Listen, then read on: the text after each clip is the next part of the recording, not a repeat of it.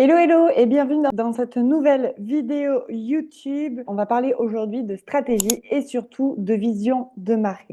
C'est une vidéo un petit peu particulière. J'avais commencé un petit peu à le faire avec la marque Epico où je lui dévoilais une stratégie pour augmenter son chiffre d'affaires. D'ailleurs, je mettrai le lien dans la description. Mais aujourd'hui, je vais te délivrer une stratégie particulière. Je pense que tu ne trouveras pas sur YouTube. J'ai épluché YouTube partout. Je n'ai jamais trouvé de vidéo qui explique cette stratégie. En réalité, en te disant tout ça, je perds de l'argent parce que la stratégie que je vais te délivrer aujourd'hui, en réalité, je la vends 5 000 € à mes clientes premium et aujourd'hui, je te la délivre complètement gratuitement. Si tu débarques et qu'on ne se connaît pas encore, moi, c'est Amandine. Je suis stratège en lancement de marque. J'accompagne les créatrices de marques qui créent de leur propre main leur article ou pas du tout, qui font aussi de l'achat-revente dans le lancement de leur collection, dans le lancement de leur marque pour qu'elles génèrent du chiffre d'affaires tous les jours de l'année et surtout toutes les périodes de l'année, même quand c'est les périodes les plus creuses. Si tu regardes tes ventes depuis quelques mois et que tu te dis mais pourquoi ça décolle pas, reste ici, tu es au bon endroit. Et petit spoiler alerte, ce n'est pas forcément ton contenu ni ton produit qui bug. Le vrai problème, c'est souvent ça. T'as pas de vision claire. Et donc, pas de vision, forcément, pas de stratégie. Et si tu mets pas de stratégie en place, ton chiffre d'affaires stagne. Dans cette vidéo, je t'explique exactement pourquoi ça coince et surtout comment remettre de l'ordre pour faire grimper tes ventes. Dans cette partie numéro 1, on va vraiment parler de la vision et donc de la stratégie. Quand tu n'as pas de cap précis, tu fais tout à l'instant. C'est-à-dire que tu postes quand tu peux, tu lances des produits quand tu te sens inspiré, tu fais des stories quand tu as 5 minutes. Et le souci, c'est que ton énergie, elle est dispersée. Tu es tout le temps en train de réagir et jamais en train d'anticiper. Et ça, le fait que tu n'anticipes pas, c'est vraiment une grosse erreur pour ta marque et pour la développer. Résultat, t'es crevé, tu as l'impression de travailler comme une folle et pourtant, ton chiffre d'affaires ne bouge pas. Peut-être qu'il stagne à 1 000 €, à 2 000 € et tu aimerais en générer davantage. Et ça, c'est exactement comme essayer de construire une maison sans plan. Tu poses des briques, tu recommences, tu perds du temps. Résultat, tu t'épuises. C'est exactement ce que font beaucoup de créatrices avec leur boutique en ligne. Et tout ça parce qu'il manque un truc essentiel, c'est une vision claire de ta marque. Alors la vision claire de ta marque, tu sais, en fait, on va revenir un petit peu en arrière. Ça passe forcément par la création de ce fameux tableau. C'est ce qui s'appelle le vision board. Le vision board, en fait, tu peux en faire pour tout et n'importe quoi. Tu peux en faire un pour la vibe de ta marque de manière générale, mais tu peux en faire un aussi également à chaque nouvelle collection pour définir la thématique. Et pourquoi le vision board? C'est hyper important parce que ça va te permettre à la fois de définir le style, donc c'est-à-dire les couleurs de ta marque. Est-ce que c'est plutôt du nude? Est-ce que c'est plutôt du coloré? Est-ce que c'est plutôt du normal avec des détails colorés, etc., etc. Est-ce que c'est plutôt fantasy? Est-ce que c'est plutôt très neutre, très nude, etc., etc. Mais c'est pas que ça. Ça va te permettre aussi de définir qui est ton persona. Le persona, c'est quoi? C'est la clientèle cible, la clientèle que tu vises, qui est susceptible d'acheter tes produits. Donc, ça passe par plein de choses. Ça passe par le visuel, ça passe par l'âge, ça passe par le métier qu'elle fait, ça passe par le budget qu'elle dépense dans ton domaine, dans le domaine dans lequel tu vends tes produits. Tout ça, ça passe par ça parce que tu vas voir que le vision board, c'est hyper important. Ça va te permettre aussi peut-être de définir tes packaging produits, tes packaging d'emballage, dessiner ta vitrine si jamais tu as une boutique physique, mais aussi d'habiller ta boutique en ligne si tu vends uniquement en ligne via un e-shop. Donc, c'est pour ça que c'est hyper important parce que c'est ça aussi qui va définir toute la vibe des shootings produits quand tu vas le mettre en scène, soit avec des mannequins, soit toi qui vas faire des démonstrations.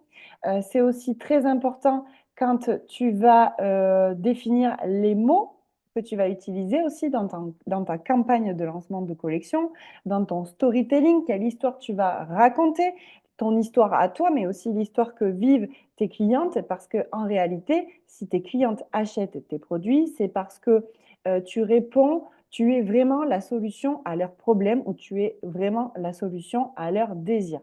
Donc ça, c'est vraiment hyper important Moi, je m'amuse, par exemple, le vendredi soir avec un petit verre de vin à vraiment définir le vision board de ma marque et surtout le vision board de chacune de mes collections.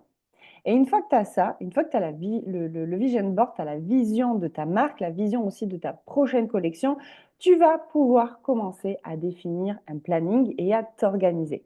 La première chose, une fois que tu as fait ton vision board, la première chose à poser, c'est vraiment ton planning de l'année.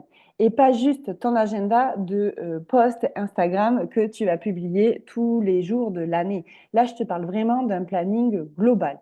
Dans ce planning, déjà, première chose que je te recommande de poser, parce que sinon tu vas voir que ça va passer à la trappe. Et ça, moi, je l'ai vécu tellement de fois et maintenant, je le fais systématiquement dans ce planning. Donc, tu peux prendre un planning sur 6 mois ou un planning sur l'année, c'est très bien aussi. Vraiment, dans ce planning, pose, la première chose que tu dois poser, ce sont tes journées ou tes semaines de repos quand tu fais un break. Par exemple, ça peut être entre deux sorties de collection ou ça peut être sur un moment de l'année où tout ça, tu sens que c'est un petit peu plus creux que d'habitude. Par exemple, au mois de janvier, la semaine qui suit le Nouvel An, ça peut être une semaine complète de pause où tu profites pour prendre soin de toi, te reposer, prendre soin de ta famille. La chose numéro 2, c'est vraiment définir à quelle période tu lances tes collections. Parce que lancer une collection, c'est pas seulement 3 jours de communication intense, ça se travaille bien plus en amont, ça s'anticipe davantage parce qu'il y a différentes phases dans ta communication où tu vas d'abord faire des testings avec tes produits et des produits de la concurrence, où tu vas parler beaucoup plus de la problématique de ta cliente et de toi-même pour commencer à créer du lien. Donc ça, ce sont des phases où tu ne vends pas forcément, mais que tu commences à créer un lien avec tes clientes. Et puis après, il va y avoir la phase de pré-vente, la phase de vente et la phase de vente après la sortie officielle. Donc tout ça, ça se prépare et ça s'anticipe et c'est très important de les mettre en place dans ton planning. Et ça va te permettre aussi, troisième chose à programmer, quand est-ce que tu fais des périodes de promotion ou des périodes de collaboration. Parce que plus tu as une vue anticipée et détaillée de la stratégie que tu vas mettre en place, de l'énergie, ben, ça va te permettre tout simplement de garder de l'énergie, de bosser de manière efficace, de bosser en amont et surtout de vraiment créer du désir. Et dans ce cas-là, tu ne proposes pas des produits en vrac à la one again, mais tu racontes plutôt une histoire avec des temps forts durant le lancement de ta marque. Imagine, tu sais que ta collection d'été sort le 15 juin. Ben, en mai, au moment où je tourne cette vidéo, on est le 25 mai. Ben, en mai, tu sais que tu dois teaser.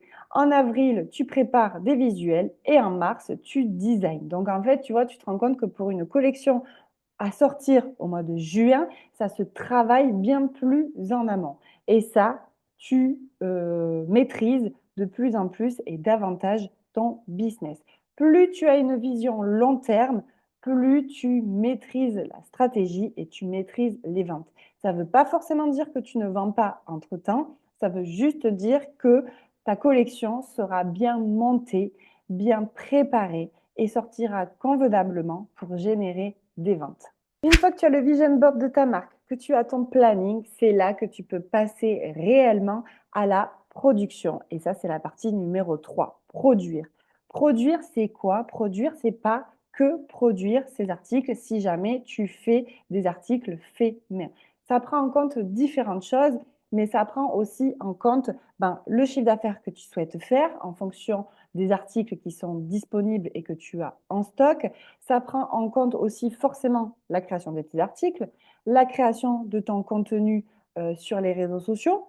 Est-ce que le Instagram, admettons que tu utilises Instagram, est-ce que Instagram aujourd'hui est l'unique réseau social efficace pour ta marque? Est-ce qu'il ne faut pas aller sur d'autres supports? Dans ce cas-là, il faut également le prendre en compte. Combien de temps va être en ligne ta collection? Quels vont être vraiment les moments forts durant cette sortie de collection? Est-ce que tu vas faire des collabs? Est-ce que tu vas faire des live shopping? Est-ce que tu vas faire des stands physiques? Tu vas faire des promotions commerciales, etc., etc.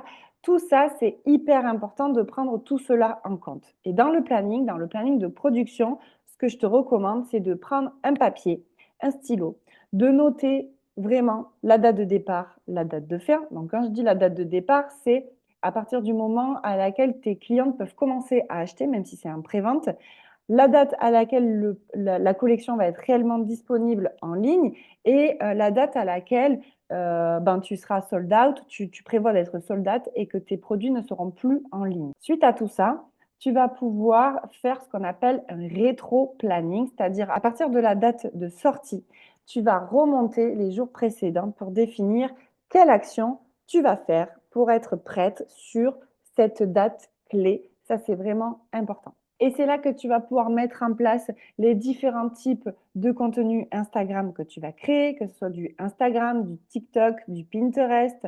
Peut-être que tu vas avoir besoin de prévoir les dates de shooting avec un photographe si tu en commandes un, ou alors peut-être que ce sera toi le photographe, mais il faut que tu prévois le temps de shooter, de retravailler post-production. Il faut que tu prévois de travailler les packaging, les petites cartes que tu vas mettre à l'intérieur, les live shopping, les collaborations avec les influenceuses et tout simplement les dates de live shopping, peut-être si c'est ta stratégie. De cette manière-là, tu auras une vision beaucoup plus cadrée, une vision beaucoup plus organisée et tu maîtriseras davantage la sortie et les ventes parce que réellement, aujourd'hui, ce qui bloque, c'est parce que tu n'as pas de vision. Il y a peut-être des produits qui sont dépassés, peut-être qu'il y a encore des produits de la Saint-Valentin dans ta boutique, ça tu peux réellement les enlever parce que ça ne sert plus à rien. Et c'est comme ça, au fur et à mesure, que tu vas vendre davantage et que tu vas avoir une vision beaucoup plus globale de ta marque, du lancement et des ventes qui génèrent et surtout des actions qui sont efficaces que tu reprendras sur les autres sorties de collection et aussi peut-être tout simplement les actions qui sont inefficaces et que tu dois stopper parce que soit ça ne te correspond pas selon ta personnalité, ça ne te convient pas ou peut-être que ça ne convient tout simplement pas à ta cible. Voilà, c'est déjà la fin de cette vidéo où je te montre de A à Z comment construire la vision de ta marque et surtout comment la développer et comment l'intégrer dans la stratégie du lancement de ta prochaine collection. On peut aller beaucoup plus loin et d'ailleurs à ce sujet, je lance un challenge, le Insta Stratégie Summer Challenge, Summer Edition. C'est un challenge de 30 jours où je t'apprends vraiment à créer du contenu qui attire et qui t'aide à vendre sans passer pour une vendeuse de tapis, c'est-à-dire qui t'apprend à vendre sans vendre. Et ça, c'est à la fois sur Instagram et c'est du contenu que tu peux reprendre à la fois sur TikTok et sur Pinterest. D'ailleurs, uniquement durant cette Summer Edition, je vais aborder la stratégie de contenu sur ces deux réseaux sociaux supplémentaires, c'est-à-dire TikTok et Pinterest. Donc vraiment, si tu souhaites intégrer ce challenge, ça commence le 12 juin. Je te mets le lien d'inscription dans la barre. N'hésite pas à me dire si ce genre de contenu t'aide, t'inspire. Et puis on se retrouve très vite pour une prochaine vidéo. À plus tard. Ciao, ciao.